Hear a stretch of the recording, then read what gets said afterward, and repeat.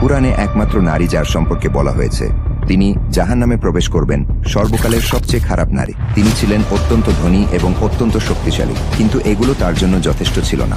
এই অভিশপ্ত নারীর অবিশ্বাস্য জীবন কাহিনী, যাকে এমনকি শয়তানও ভয় করে। উম্মে জামিলের সংগ্রাম, ইসলামের বিরুদ্ধে অবিশ্বাসের যুদ্ধ। আজকের ইসলামের শত্রুদের বোঝার জন্য প্রথমে তাকে বুঝতে হবে। তিনি প্রথম সেই কৌশলগুলো ব্যবহার করেছিলেন যা আজও ইসলামের শত্রুরা ব্যবহার করে। তিনি তার স্বামীকে বিশ্বাস প্রত্যাখ্যান করতে প্ররোচিত করেছিলেন এবং তার ক্ষমতা ব্যবহার করে মুসলিমদের উপর নির্যাতন চালিয়েছিলেন। এমন এক নারীর গল্প যিনি এতটাই খারাপ ছিলেন যে শয়তানও অবাক হয়ে যেত।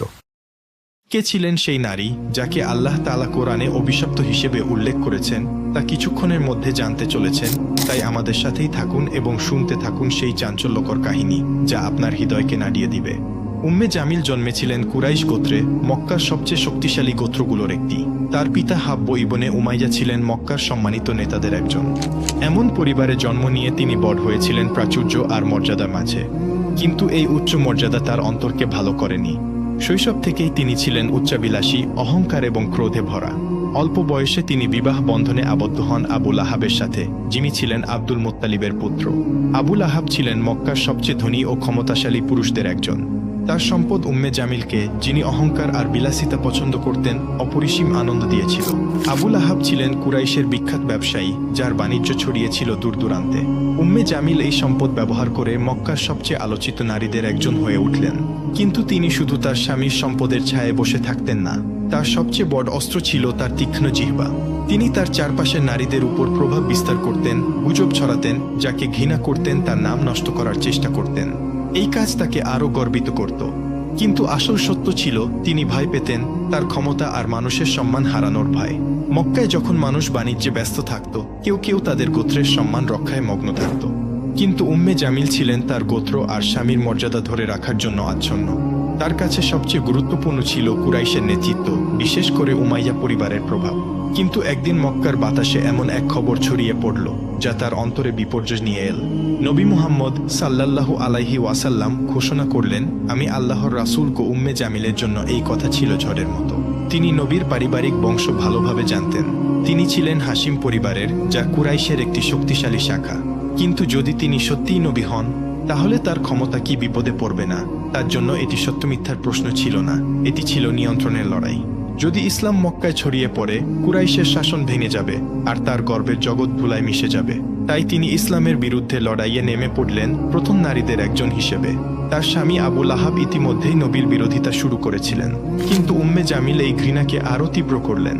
তিনি শুধু ইসলামের বিরুদ্ধে দাঁড়ালেন না, তিনি এটি ধ্বংস করার জন্য সবকিছু করলেন। নবীর সম্মান নষ্ট করতে, মুমিনদের ভয় দেখাতে তিনি তার বিষাক্ত কথা ছড়িয়ে দিতেন মক্কার সরু গলিতে, বাড়ির উঠোনে, কাবার চারপাশে।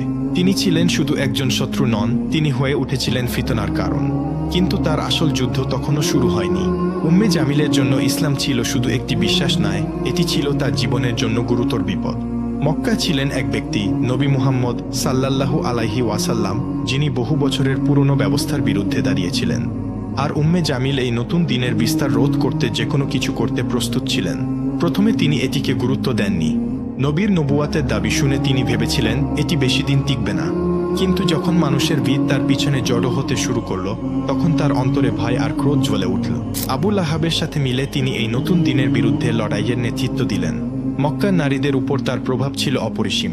তার একটি কথা শহর জুড়ে ছড়িয়ে পড়ত দ্রুত। তিনি এই ক্ষমতা ব্যবহার করলেন ইসলামের ক্ষতি করতে। উম্মে জামিল মিথ্যা ছড়াতেন, ভুল গল্প রটাতেন। মুহাম্মদ পাগল, উম্মে জামিল চিৎকার করে বলতেন। মুহাম্মদ জাদুকর, উম্মে জামিল মানুষকে সতর্ক করতেন।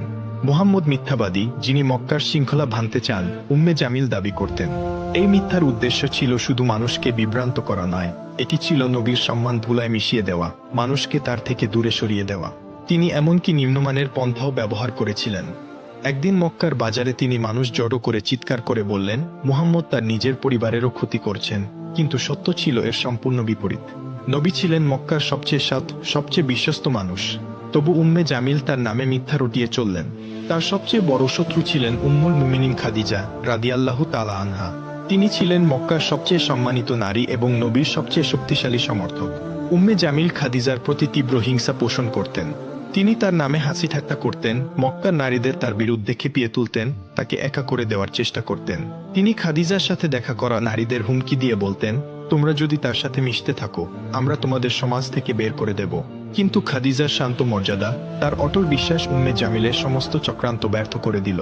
তার অন্তরে ছিল নবীর প্রতি অগাধ ভালোবাসা, যা উম্মে জামিলের ক্রোধের চেয়ে অনেক বড় ছিল। উম্মে জামিল শুধু কথায় থামেননি, তিনি ইসলামকে থামানোর জন্য হাত পা সবই চালিয়েছিলেন। তিনি নতুন মুসলিমদের ভয় দেখানোর, তাদের ইসলাম ত্যাগ করতে বাধ্য করার পরিকল্পনা করতেন। তিনি কুরাইশ নেতাদের উস্কে দিতেন মুসলিমদের উপর চাপ বাড়াতে। তিনি নবীর পথে পাথর আর কাঁটা ফেলে তার ক্ষতি করার চেষ্টা করতেন।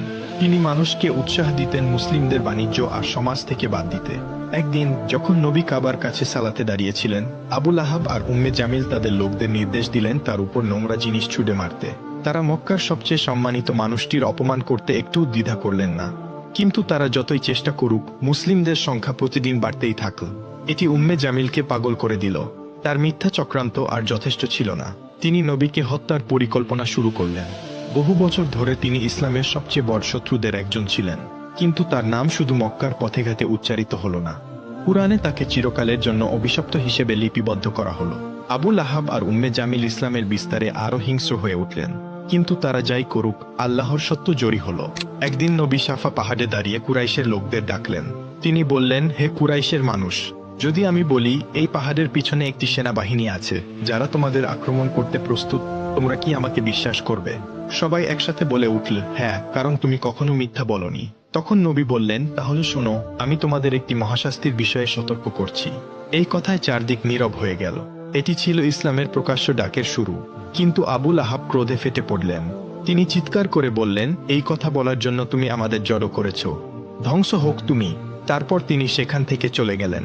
এই অহংকারের জবাবে আল্লাহ অবতীর্ণ করলেন সূরা আল মাসাদ। শুনুন কি বলা হয়েছে এই সূরায়। ধ্বংস হোক আবু লাহাবের 2 হাত, আর ধ্বংস হয়েছে সে। তার সম্পদ আর তার অর্জন তাকে বাঁচাতে পারবে না।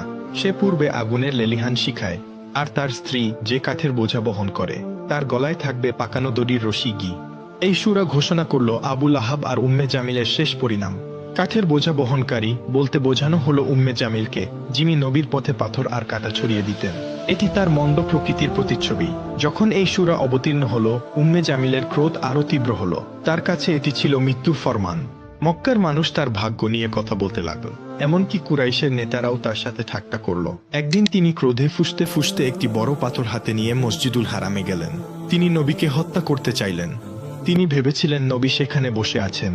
আবু বকর রাদিয়াল্লাহু তাআলা আনহু তার পাশে ছিলেন। কিন্তু আল্লাহর ইচ্ছায় উম্মে জামিল নবীকে দেখতে পেলেন না, যদিও তিনি ঠিক সেখানেই ছিলেন। তিনি আবু বকরের দিকে তাকিয়ে চিৎকার করে বললেন, তোমার বন্ধু কোথায়? আমি তাকে শেষ করতে এসেছি। সে তার জাদু আর মিথ্যা দিয়ে আমাদের একে অপরের বিরুদ্ধে করেছে। আবু বকর শান্তভাবে তার দিকে তাকালেন। আল্লাহ নবীকে তার চোখের সামনে অদৃশ্য করে দিয়েছিলেন। উম্মে জামিল ক্রোধে পাথর ফেলে দিয়ে চলে গেলেন। তিনি জানতেন সূরা মাসাদ তার শেষ ঘোষণা করেছে, কিন্তু তার ক্রোধ আল্লাহর বিচার বদলাতে পারল না। সূরা মাসাদের অবতীর্ণ হওয়া আবু লাহাব আর উম্মে জামিলের জন্য বিপর্যয় ছিল। তারা ইসলামের উত্থান থামানোর জন্য সব চেষ্টা করেছিল। আবু লাহাব মুসলিমদের বিরুদ্ধে সামাজিক ও অর্থনৈতিক বয়কটের নেতৃত্ব দিয়েছিলেন। এই কঠোর বয়কট 3 বছর ধরে মুসলিমদের কষ্টে ডুবিয়ে রেখেছিল। কিন্তু তারা ইসলামের আলো নিভিয়ে দিতে পারলেন না। তাদের নিষ্ঠুরতা তাদের নিজেদের ধ্বংসের পথে নিয়ে গেল। আবু লাহাবের শেষ এলো নির্মমভাবে। মক্কায় একটি মারাত্মক রোগ ছড়িয়ে পড়ল। আবু লাহাব সেই রোগে আক্রান্ত হলেন। তার শরীর এতটাই ভয়াবহ হয়ে গেল যে কেউ তার কাছে যেতে সাহস করল না। এমনকি কুরাইশের লোকেরাও তাকে ত্যাগ করল। তিনি একা মারা গেলেন, ব্যথায় কাতরাতে কাতরাতে।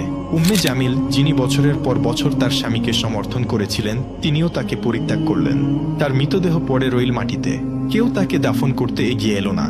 শেষে কিছু লোককে অর্থ দিয়ে তার দেহ একটি গর্তে ফেলে পাথর দিয়ে ঢেকে দেওয়া হলো। তার সম্পদ, তার মর্যাদা, তার গর্ব সব ধুলায় মিশে গেল। আবু লাহাবের মৃত্যুর পর উম্মে জামিল একা পড়ে গেলেন।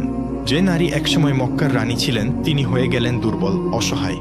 মক্কার মানুষ ফিসফিস করে বলতে লাগল, সূরা মাসাদের অভিশাপ তার উপর পড়েছে, কি তবু তিনি থামলেন না। তিনি মুসলিমদের বিরুদ্ধে ঘৃণা ছড়াতে থাকলেন। কিন্তু সময়ের সাথে তিনিও দুর্বল হয়ে পড়লেন। তার শেষও এলো নির্মমভাবে। কেউ কেউ বলে তিনি একটি বড় পাথরের নিচে চাপা পড়ে মারা গেলেন। কেউ বলে একটি দড়ি তার গলায় পেঁচিয়ে তাকে শ্বাসরোধ করল। সূরা মাসাদের কথা, তার গলায় থাকবে পাকানো দড়ির রশি, তার মৃত্যুতে সত্য হয়ে উঠল। উম্মে জামিল আর আবু লাহাব ছিলেন ইসলামের সবচেয়ে বড় শত্রু। তারা মনে করেছিল তাদের সম্পদ আর ক্ষমতা তাদের বাঁচাবে। কিন্তু আল্লাহর বিচার থেকে তারা পালাতে পারলেন না। এই দুনিয়ায় তাদের জীবন শেষ হলো অপমানে, কষ্টে আর চিরন্তন শাস্তির প্রতিশ্রুতিতে। এই গল্প শুধু তাদের নয়, এটি একটি সতর্কবাণী প্রতিটি অবিশ্বাসী আর জালেমদের জন্য যারা সত্যের বিরুদ্ধে দাঁড়ায়। হে আল্লাহ, আমাদের অন্তরকে আবু লাহাব আর উম্মে জামিলের মতো সিল করে দেওয়া অন্তর থেকে রক্ষা করো। আমাদের পথ দেখাও নবীর পথে, যেন আমরা ঈমান, ন্যায় আর ভালো চরিত্রে জীবন কাটাতে পারি। আমাদের অন্তরকে পবিত্র করো অহংকার, হিংসা আর ঘৃণা থেকে। আমাদের সঠিক পথে অটল রাখো। আমিন।